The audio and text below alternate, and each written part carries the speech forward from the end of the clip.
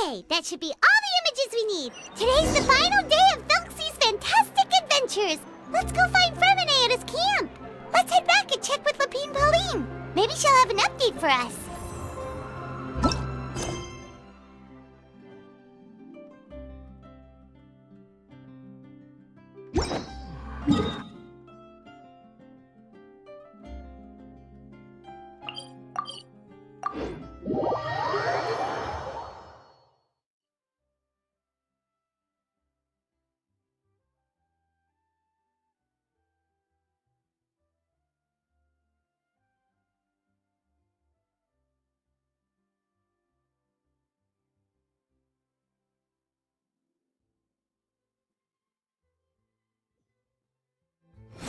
Squall and Fury! Hey,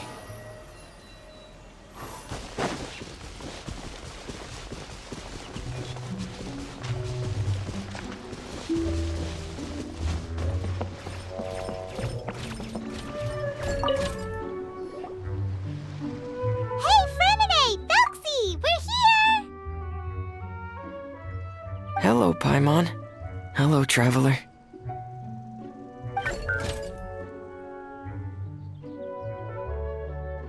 Is the crown ready? Yes, we're just waiting for Zuria now. She hasn't arrived yet. Then let's wait for her a little while. Or actually, maybe we can go find her. It's not too far from here anyway. Didn't she say she just lives on the hill over there? Hey, traveler, Paimon. Oh, and speaking of... Found you two at long last. I'm so glad that you both are all right. Huh? Why are you here, Miss Delaroche? And what could have happened to us? What could have happened? That water imp Thelxie, of course. After I gave you that commission the other day, I began to get worried and went asking about the boy that went missing. Oh, that? We've got it all figured out now. The boy you heard about was just Fremine. Even the missing fish was his fault. Don't worry, we'll help you get the fish back as soon as we're done with this job. Oh, sorry about that. I've been diving in the area recently. Huh? Fremine diving? No, that's not what happened at all. I've heard a completely different account. What I was told is that about a month ago, a child tied a bunch of heavy seashells onto his body and walked into this open stretch of water. He never came back. What could that be if not that water imp's work? Are you sure? 100% sure. I've confirmed the account with several veteran fishermen I know. The child was only 8 years old. His name was Lescaut. Lescaut d'Estray. Wait, Lescaut d'Estray? Yeah, that's the name. They say the family took on the name after moving to the city from a place called Stray. Anyway, his mother is a pretty famous art dealer, while his father passed away from an accident many years ago. Oh, well, naturally, his mother was devastated by the incident and fell terribly ill. It's said that she left the court of Fontaine, and no one knows where she's gone. It can't be, right? Lescaut d'Estray? Zuria d'Estray? It must be some sort of a coincidence? I'm sorry, miss. We've gotta go check on something right now. Oh, I see. Well, you go on ahead.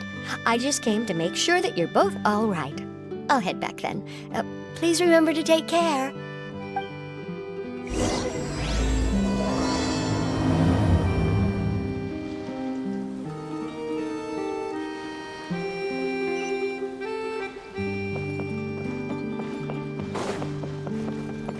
The wind rises.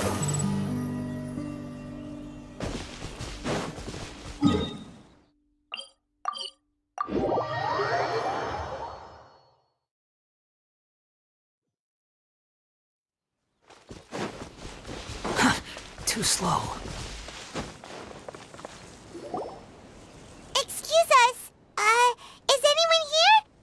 Is this Madame d'Estray's place? Who are you? I have a patient here who needs quiet bed rest. Please leave us be unless you have anything urgent to report.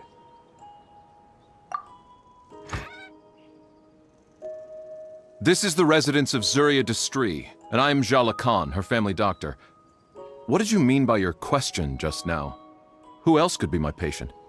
Your patient should be Zuria's son, right? She told us herself that her son had contracted loneliness syndrome. No, you're right. Young Master Lascaux did have that illness once upon a time, but well, the young master's no longer with us. And now the Madame has come down with the same illness. Are you her friends, by any chance? Oh. So, when she had requested time to go out over the past few days, it was so she could spend them with you. So, if I'm understanding this right, the one who's suffering from uncontrollable delusions is the Madame herself? She believes her son is still alive? That is correct. When the young master disappeared, she was organizing an art exhibit that she had specifically prepared for him. But since she had to leave the house, she was unable to see her son one last time. That might have been the trigger for her regret. Or perhaps the family's fall into loneliness and grief was inevitable as soon as the old master passed away. First the son, and then the mother. But how could that be? She really looked like she had a handle on everything. Her smile was so lovely, and she even told us to stay optimistic. But you're saying she... Those actions are proof that she can no longer differentiate between fantasy and reality. Then, all the other things that she told us about her son, were those fake too? No, those were all real. Although, they were all things that happened before the young master left us for good.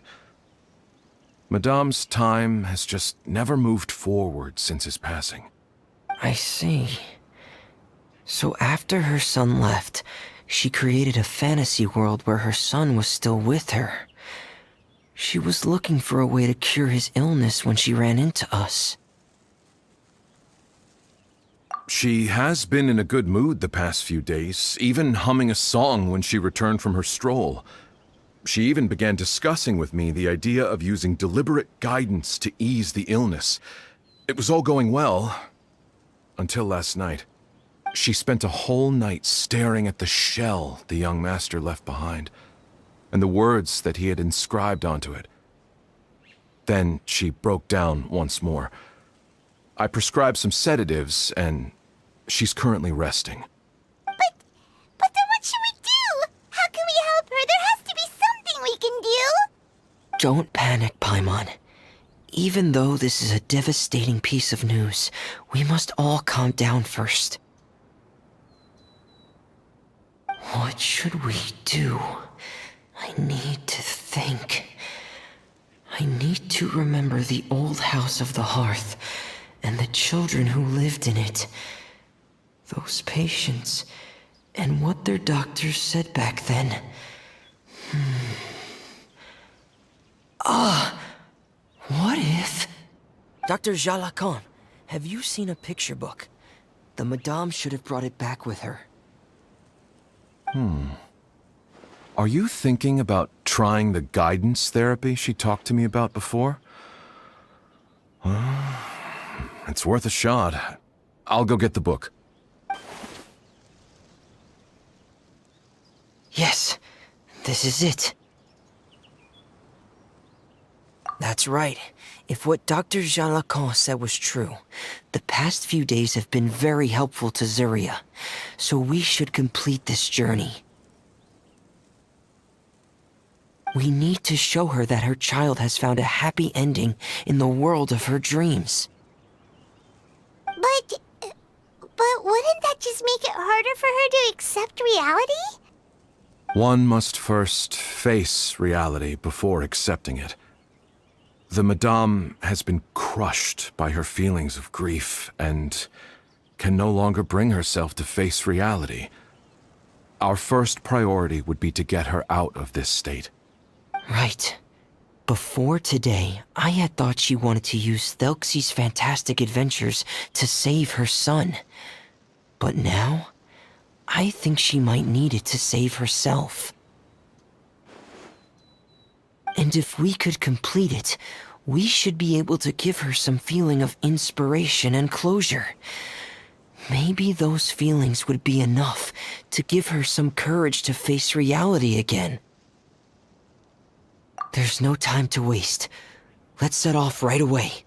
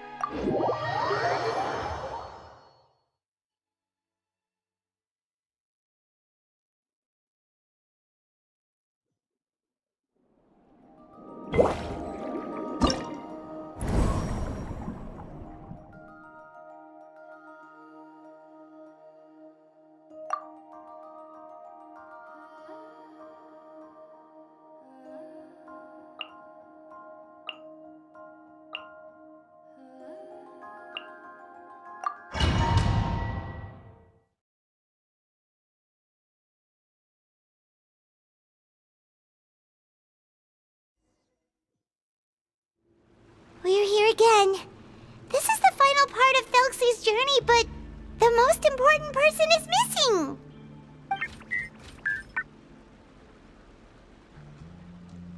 Everyone, please don't be so down and gloomy.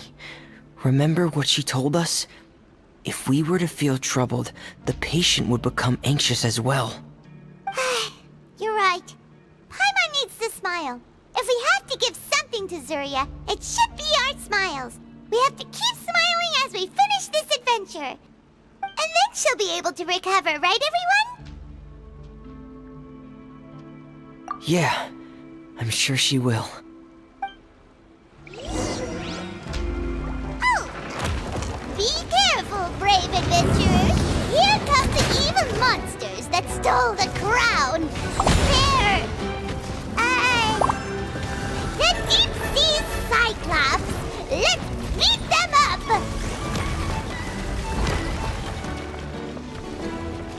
Illusion shattered! You're my name! I go in song! Use your winter sim! I'm about to... Going under! Watch out, everyone! They're coming at us again! There's no need to fear! Prince Thelxie looks stronger than ever today! He must be going all out!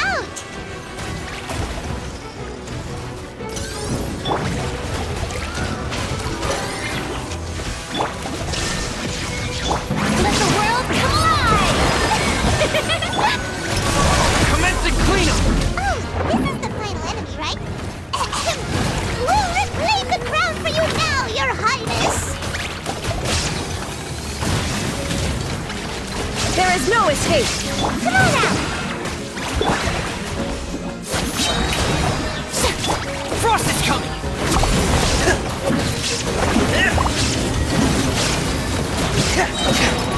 Going under! Hair! Frost is coming! Getting here! Hair!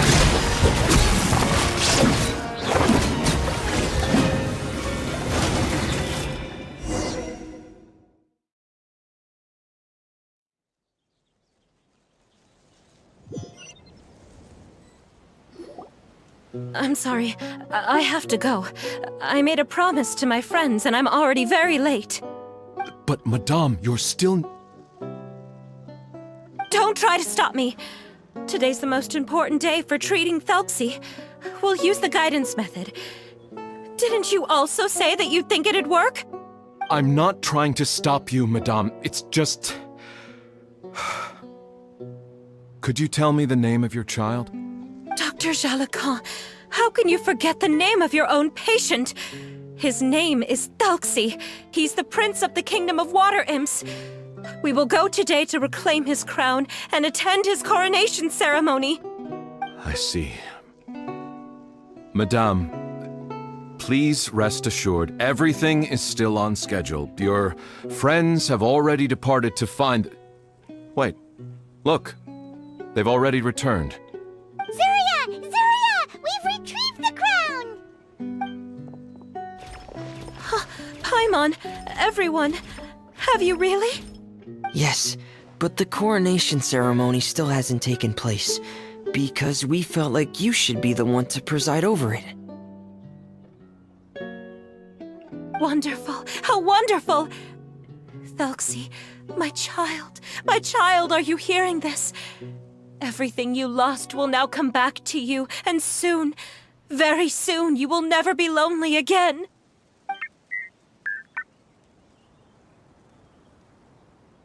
And the last page of the picture book. It's still waiting for you to illustrate in color. Right, the picture book. But I don't know what I should put on the last page. Don't worry, Thelxie and his friends all know what should go on it. Get ready, Zuria. We'll describe everything for you. Okay. At last, Thelxie and his friends were able to drive off the final invading monsters and achieve a dashing victory. Their success was complete, and the recovered crown resplendent. The water imps, finally returning to their homes, showered the prince with love and applause as he greeted them. They once again offered their precious shells to the prince and reconstructed the rainbow bridge of old. As he watched the scene unfold, the prince could not help but be touched by its beauty. Moved by everyone's happiness, the prince stepped onto the rainbow bridge and took a good look at all the friends who had gone on the journey with him. There stood the traveler, goddess Paimon, Fremine, and... Where's the last person? The prince looked frantically around, but could not find the person he wanted to see most. At that moment, the person suddenly appeared on the other side of the bridge. She walked towards him with a smile and slowly lifted her veil. The prince could not hold back his tears. He recognized then that the mysterious person that had been by his side the whole time was none other than his mother. Zuria walked across the bridge and placed the crown above the prince's head. She smiled down upon him as she said, "My prince, my king, you shall never, ever need to feel lonely again." That's the end of the story, Zuria. Thank you. Thank you all. I am so sorry, my child. Maman should have spent more time with you. Did you hear the story? You'll never have to feel lonely again.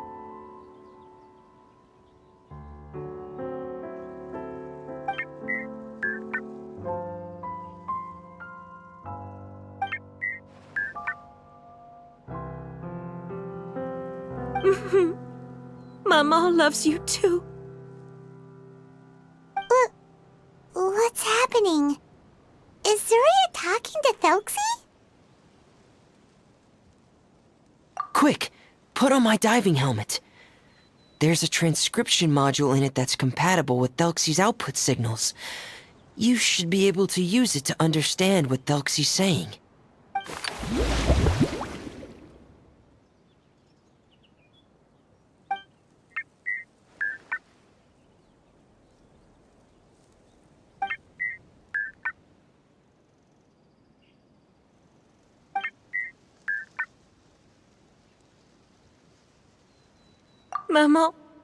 Mama loves you too. But I love you more, Mamo. What? Did you see something? Maman, I'm getting a little sleepy. If it's time for bed, can you hum a lullaby to me again? Of course, my dearest child. As long as you want to hear it, Mama will always hum for you.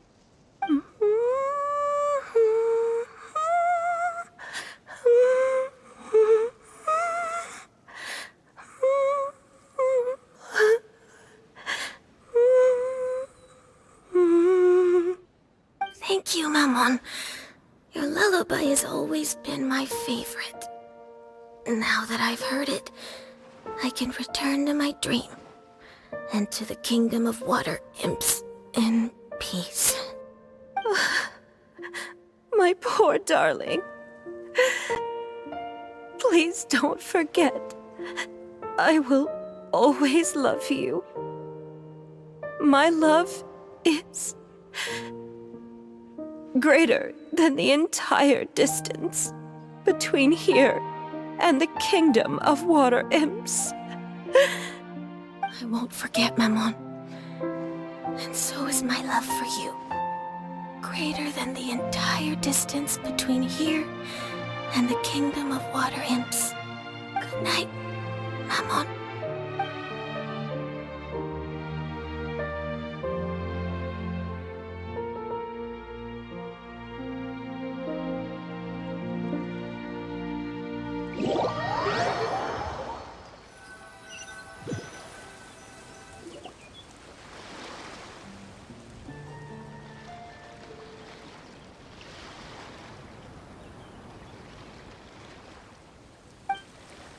Traveler, Paimon, you're here. Fremine! Why did you call us in such a hurry? Did you hear something from Zuria? Oh, if it's not good news, Paimon doesn't want to hear it! Don't worry, it's definitely great news. The Madame came here for a visit just now with her doctor. Color has returned to her cheeks, and she sounded full of energy as well. She said she'd like to return to the court to continue hosting the art exhibit. But this time, she'll work with her doctor to exhibit some picture books related to the illness. Of course, Thelxie's fantastic adventures and the guidance therapy will be included in the exhibit as well. She'd like to use her experience to help others. That's wonderful! So it wasn't bad news after all. Here, please take this picture book with you. The Madame wanted you to have it. If, at some point in the future, you were to run into someone with similar troubles, she hopes the book would be of use to you. But this is her son's story, right? Is it really okay to give the book to us? Don't worry, it's just a copy. She still has the original. It's extremely important to her. Alright, then there's no problem. It feels good knowing we've contributed to something important. Paimon definitely didn't expect the fantasy adventure to be so useful. Paimon was a little worried about how everything would turn out. After all, fantasy is just fantasy. Paimon, do you know what the Madame said? She said that at the moment when she placed the crown on Thelxie's head, she felt like she really saw something beautiful. Her child had returned, and he told her that he loved her. She also said that was when she was finally able to bid farewell to her son. She felt like at that moment, she was healed by some mystical power, and she was filled with courage from head to toe. Oh, really? But could that just be another part of her fantasy? Perhaps. But if fantasy is just fantasy, and the fantasy world is not real, then how could it still grant us these powers that we can continue to use in the real world? But what else could it be? A descent of the fairy tale world into the real world. At that time, the wondrous fairy tale temporarily became reality and influenced real things in our world. That has to be what happened. You saw it too, didn't you? What? That can't be what happened, right? There's just no way. Wouldn't it be Like a miracle if that really happened? Yes, I suppose that would be a miracle. I hope that everyone who's found themselves in a dark place would be able to see something beautiful and experience a miracle for themselves.